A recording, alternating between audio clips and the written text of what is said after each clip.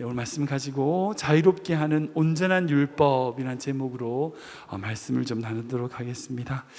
방금 우리가 읽은 이 야고보서는 예수님의 동생인 야고보가 쓴 것으로 알려져 있습니다. 여러분들 초대교회에 야고보가 몇 명 있는지 아십니까? 갑자기 퀴즈가 나오네요. 네.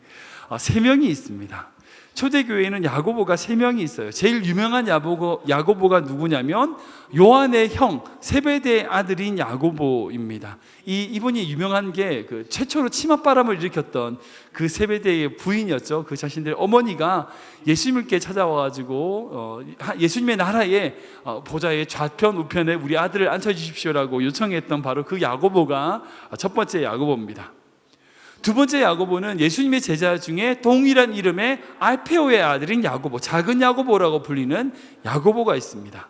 그리고 마지막으로 예수님의 친동생, 예수님의 동생인 야고보가 있습니다. 이렇게 3명이 존재합니다. 근데 이 3명 다 정말 좀 특이하고 정말 귀한 사역을 감당했습니다. 세베대의 아들인 가장 유명한 그 야고보는 초대교회의 제일 첫 번째 순교자로 알려져 있습니다. 그리고 두 번째 알페오의 아들인 야고보는 시리아 교회를 세운 선교사 역할을 감당했던 분으로 그 시리아 교회를 세우고 다시 예루살렘에 와서 순교한 것으로 교회사에 알려져 있는 야고보입니다. 그리고 마지막으로 예수님의 동생인 이 야고보는 야고보서를 저술한 그런 사람이고 예루살렘의 첫 번째 주교였고 그도 역시 서기 62년에 AD 62년에 네로의 박해로 순교를 당한 것으로 전해져 있습니다. 이 성경에 등장한 이 3명의 야고보가 다 의미가 있어요. 정말 다 의미가 있습니다. 첫 번째 그 세베대의 아들 야고보는요, 초대교회에서 제일 먼저 순교한 사도입니다. 사실 그의 어머니가 예수님께 그의 나라의 좌편 우편에 앉게 해달라 요청했을 때에 예수님이 하셨던 대답이 있습니다. 여러분들 기억나신지 모르겠지만 한번 읽어볼까요? 마태복음이거든요. 같이 읽어보겠습니다. 시작. 예수께서 대답하여 이르시되 너희는 너희가 구하는 것을 알지 못하는도다. 내가 마시려는 잔을 너희가 마실 수 있느냐? 그들이 말하되 할 수 있나이다.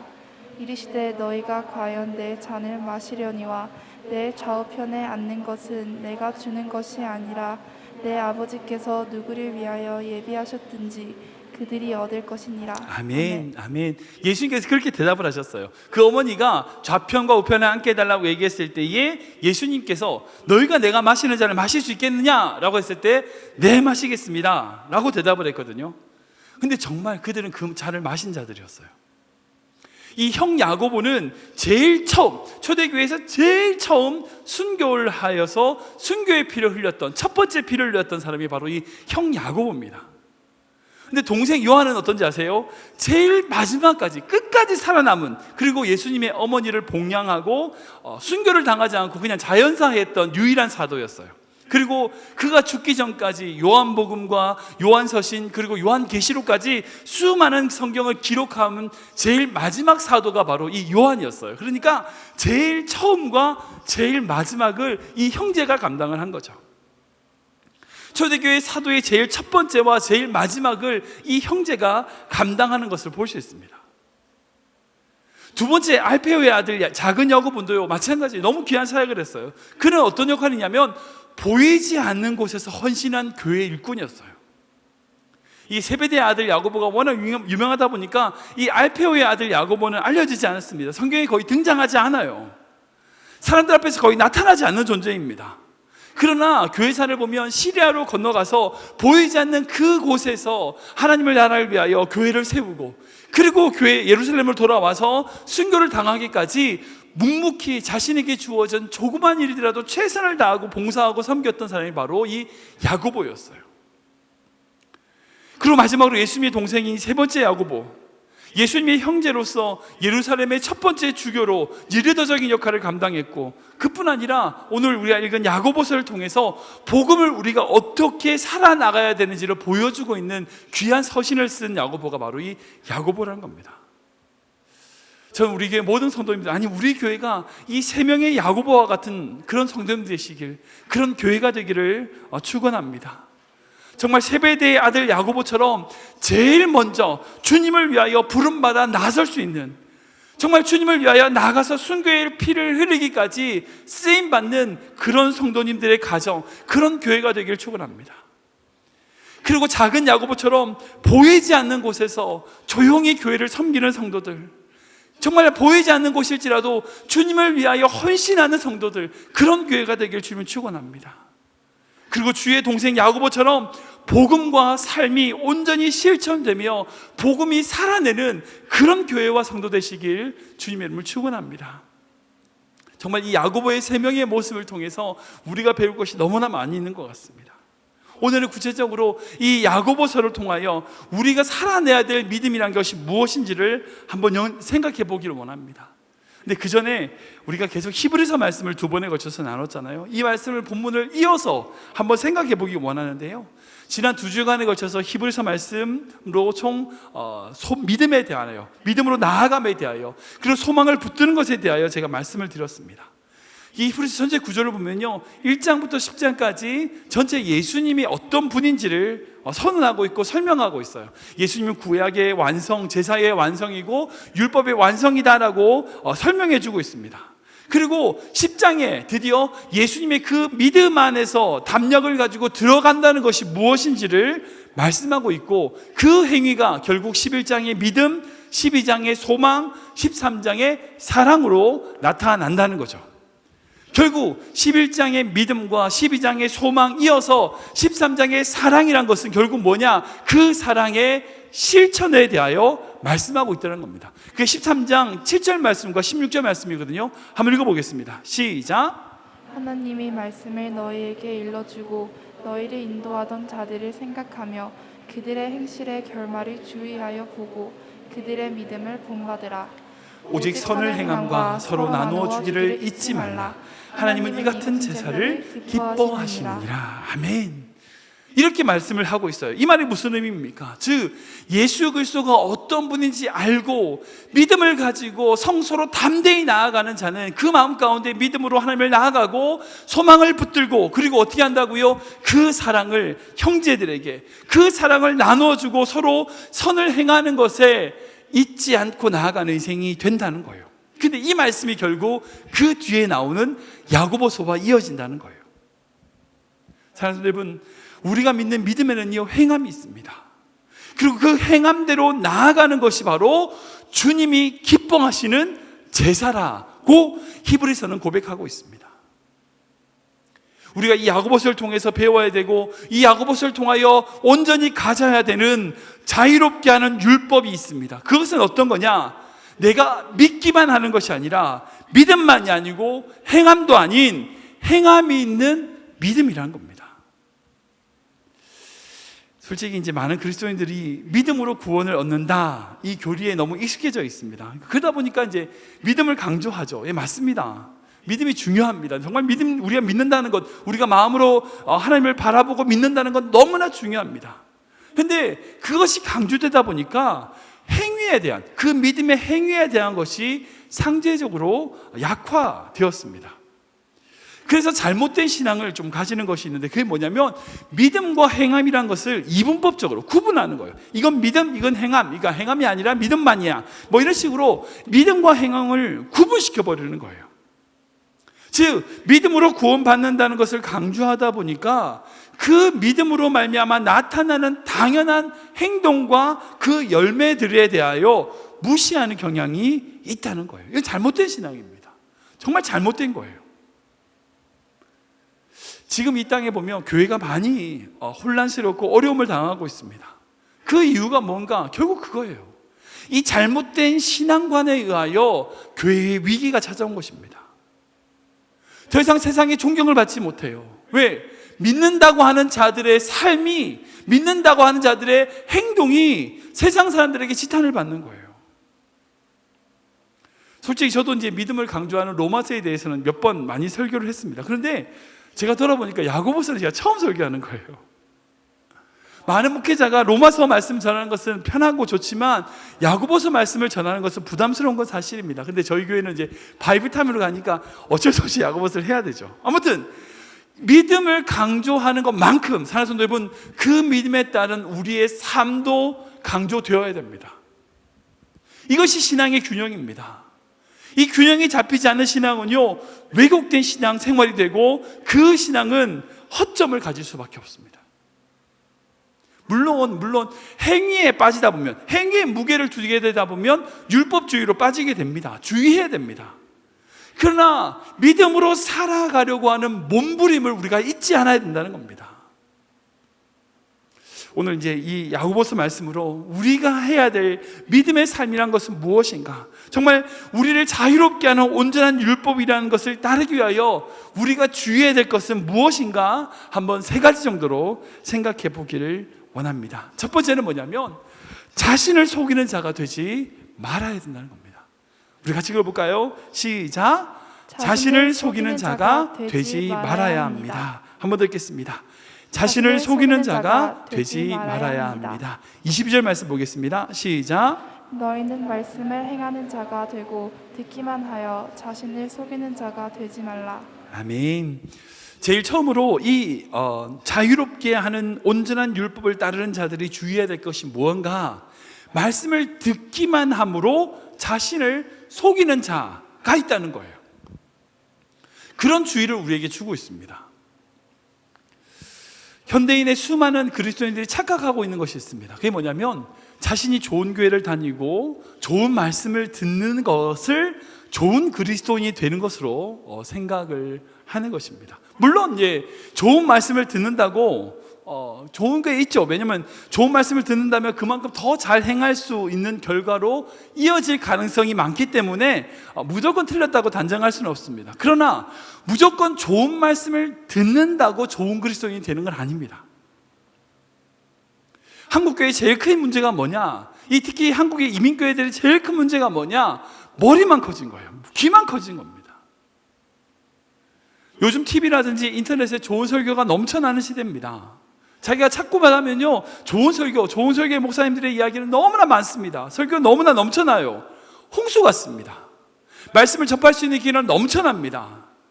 그런데 그 말씀을 접할 수 있는 기회가 넘쳐나는 것에 비하여 말씀대로 살려고 하는 의지는 점점 약해지는 것 같습니다. 그러다 보니까 어떤 현상이 생기냐? 스스로 착각하는 거예요. 왜? 자기는 잘하고 있다고 생각하는 거예요. 내가 그 교회를 다니고 그 교회 무슨 직분이 뭐고 내가 무슨 봉사를 하고 뭐 일을 하니까 나는 잘하고 있다라고 착각하는 거예요. 말씀대로 전혀 살지 않으면서, 물질에 매여 살면서, 자신에게 피해 주거나 자신에 대해 험담하는 다른 사람에 대하여 전혀 용납하지 않으면서 난 그저 교회를 잘 다니고 있으니까, 예배 잘 드리고 있으니까 하나님이 기뻐하시는 성도야 라고 착각하고 있다는 거예요. 사도 바울은 그런 그리스도인들에게 이렇게 경고하고 있습니다. 우리 같이 읽어볼까요? 시작. 하나님을 알되 하나님을 영화롭게도 아니하며 감사하지도 아니하고 오히려 그 생각이 허망하여지며 미련한 마음이 어두워졌나니 스스로 지혜 있다 하나 어리석게 되어. 아멘. 사랑하는 여러분, 보십시오. 하나님 모르는 거 아닙니다. 하나님을 알아요. 하나님을 알되, 하나님을 알아요. 그 하나님의 사랑도 알고요, 하나님의 은혜도 알고요, 하나님의 뜻도 알아요.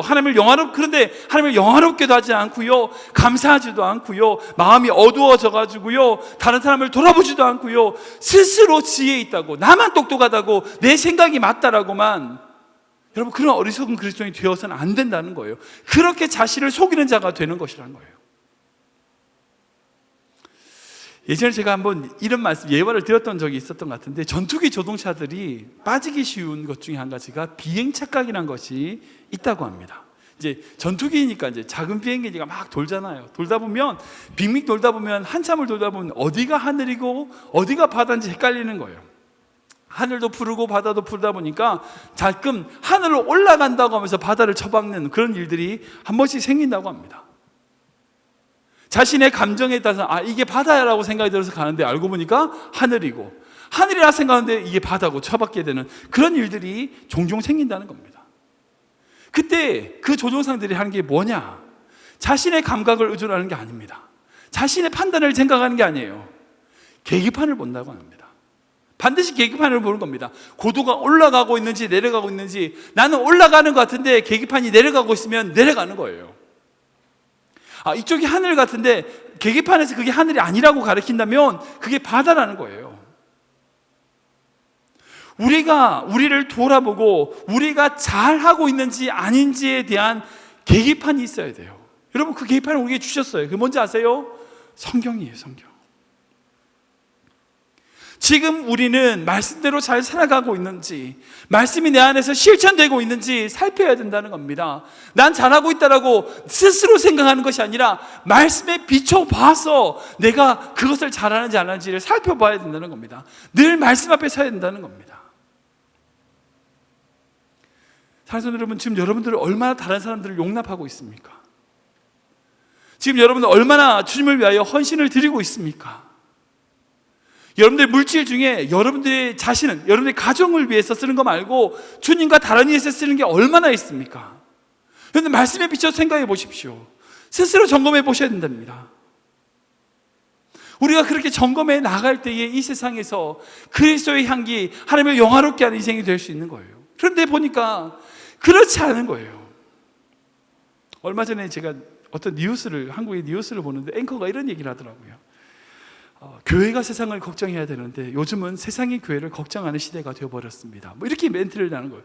그 뉴스를 들으면서 참 마음이 아팠습니다. 혹시 우리가 착각하고 있는 것은 아닙니까? 많은 그리스도인들이 그저 그렇게 살면 된다고 생각합니다. 아니요. 말씀에 비춰봐서 하나님의 뜻이 무엇인지를 찾아내도록 노력해야 됩니다. 여러분들 스스로 속지 마십시오. 스스로 만족해하지 마세요.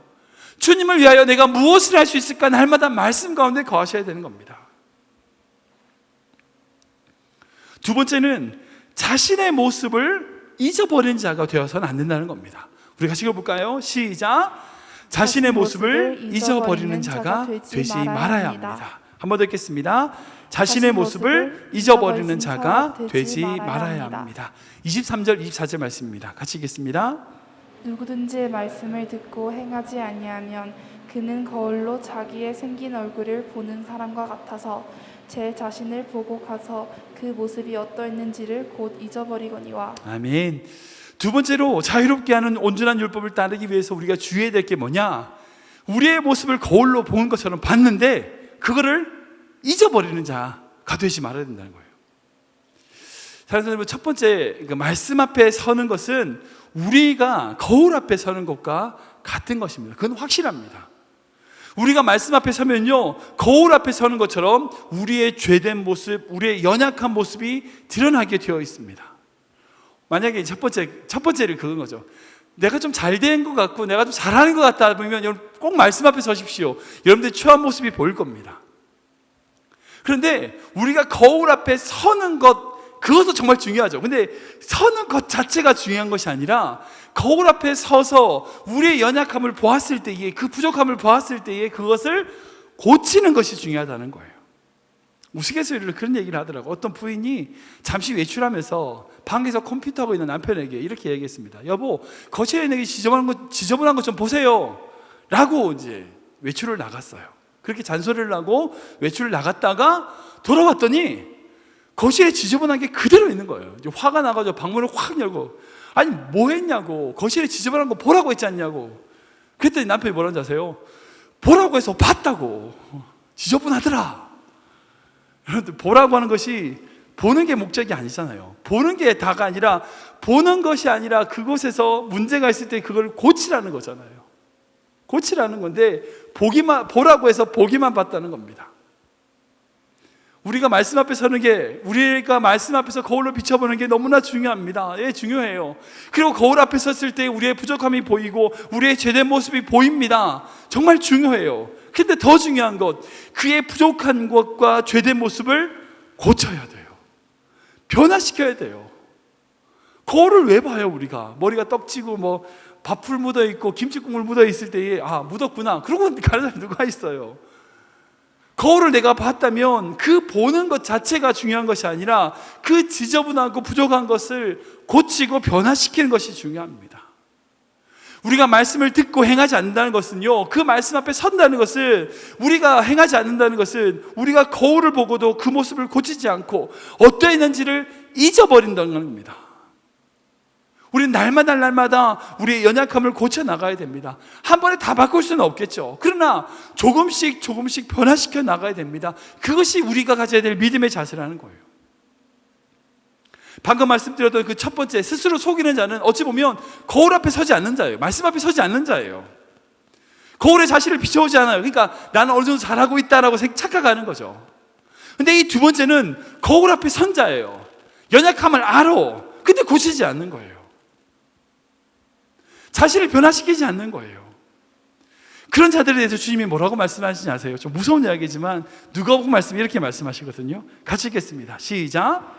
생각하지 않는 날 알지 못하는 시각에 그 종의 주인이 이르러 엄히 때리고 신실하지 아니한 자를 받는 벌에 처하리니 주인의 뜻을 알고도 준비하지 아니하고 그 뜻대로 행하지 아니한 종은 많이 맞을 것이요. 아멘. 무섭죠? 주님의 뜻을 알았어. 주님의 뜻을 뭔지를 깨달았어. 근데 그것을 알고도 행하지 않으면 더 때리신다는 거예요. 모르고 맞는 사람보다 알고 그걸 하는 사람이 더 맞는다는 거예요. 주님이 그렇게 말씀하시는 거예요. 말씀 앞에 여러분들의 모습을 보셨습니까? 여러분들 단점이 보이십니까? 변화시키셔야 돼요. 고쳐 나가야 됩니다. 주님의 뜻을 알고도요, 준비하지 않는 종은 더 맞는 거예요. 주님의 뜻을 알았다면 준비해야 됩니다. 그럴 때 착하고 충성된 종이라 칭찬받을 수 있습니다. 주님의 뜻을 모르시겠어요? 말씀 앞에 서십시오. 말씀 앞으로 나아가십시오. 주님 보여주실 겁니다. 말씀 앞에 나아가서 여러분들의 부족함을 보셨다면, 주님의 뜻을 발견하셨다면 그대로 계시지 않고 여러분들에게 주신 그 말씀을 행하는 자가 되어야 됩니다. 매일매일 말씀 앞으로 나아가는 인생이 되어야 된다는 겁니다. 세 번째는 뭐냐? 행함으로 복을 받는 자가 되어야 된다는 겁니다. 같이 읽어보겠습니다. 시작. 행함으로 복을 받는 자가 되어야 합니다. 한 번 더 읽겠습니다. 행함으로 복을 받는 자가 되어야 합니다. 25절 말씀 읽겠습니다. 시작. 자유롭게 하는 온전한 율법을 들여다보고 있는 자는 듣고 잊어버리는 자가 아니요 실천하는 자니 이 사람은 그 행하는 일에 복을 받으리라. 아멘. 여기서 이제 드디어 자유롭게 하는 온전한 율법이 나타납니다. 자유롭게 하는 이 온전한 율법을 들여다보고 그리고 듣고 잊어버리는 자가 아니라 실천하는 자, 그런 자에게 복이 있다라고 말씀하시는 거예요. 여기서 들여다본다는 것이 헬라어로 파라쿰토라는 단어인데, 이것은 이제 몸을 굽혀서 안에 살펴본다는 뜻과 함께 깊이 묵상하다는 뜻이 함께 포함되어 있어요. 그러니까 몸을 숙여가지고 깊이 살펴본다는 것과 묵상한다는 것이 같은 뜻인 거예요. 즉 말씀을 들여다본다는 것은요, 그 말씀에 자신의 몸을 집어넣어서 깊이 묵상하고 그리고 그 말씀을 실제로 적용하는 것이고 실천하는 것이라는 거예요. 그 말씀을 의도적으로 주시하고 그것을 행하기 위하여 몸부림친다는 것을 의미합니다. 즉 그러기에 자유롭게 하는 온전한 율법이라는 것은요, 복음의 말씀을 깊이 묵상하고 실천할 때 그 말씀이 우리에게 복이 된다는 거예요. 여기서 이 복이 된다는 것은 두 가지를 생각할 수 있습니다. 첫 번째는 뭐냐? 우리가 그것을 지킬 때에, 그것을 행할 때에 결과로 주어지는 복이라 이해할 수 있어요. 그것의 대표적인 말씀이 바로 신명기 28장 말씀인데, 그 말씀 보면 하나님께서 네가 나를 사랑하고 내 계명을 지키는 자에게 복을 주겠다고 하는 복의 이야기가 쭉 나와요. 계명을 지키는 민족에게 하나님의 복을 주신다. 심지어는 떡 반죽 그릇까지 복을 주시다. 들어가도 복을 받고 나가도 복을 받고 떡 반죽 그릇도 복을 받고 다 복받게 하신다는 거예요. 건강의 복, 자녀의 복, 재물의 복, 평안의 복, 종교의 복, 승리의 복 등 여러 가지 복들을 주신다는 거예요. 우리가 그것을 행하고 그 계명을 지킬 때에. 왜? 당연하죠. 우리가 하나님 말씀대로 살면 당연히 방탕하게 사는 자보다 복을 받게 되어 있어요. 당연하죠.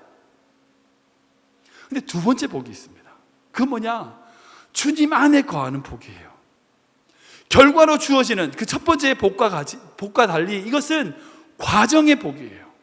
그게 뭐냐? 말씀을 행하기 위하여 살아가는 자에게, 그 말씀을 위하여 몸부림치는 자에게 주님이 함께 하시는 복이에요. 시편 1편에 약속한 시냇가에 심은 나무와 같은 복입니다. 우리 시편 1편 말씀 2절과 3절 읽어볼까요? 시작. 오직 여호와의 율법을 즐거워하여 그의 율법을 주야로 묵상하는도다. 그는 시냇가에 심은 나무가 철을 따라 열매를 맺으며 그 잎사귀가 마르지 아니함 같으니 그가 하는 모든 일이 다 형통하리로다. 아멘. 하나님의 말씀을 즐거워하고 그 하나님의 말씀을 묵상, 이 파라쿰스, 묵상 깊이 묵상하고 자기의 삶을 들여다 놓는 그런 일을 행할 때에 우리의 삶에 적용하기 위하여 몸부림친다면 하나님은 그의 인생 가운데 함께 하시는 복을 주시겠다는 거예요.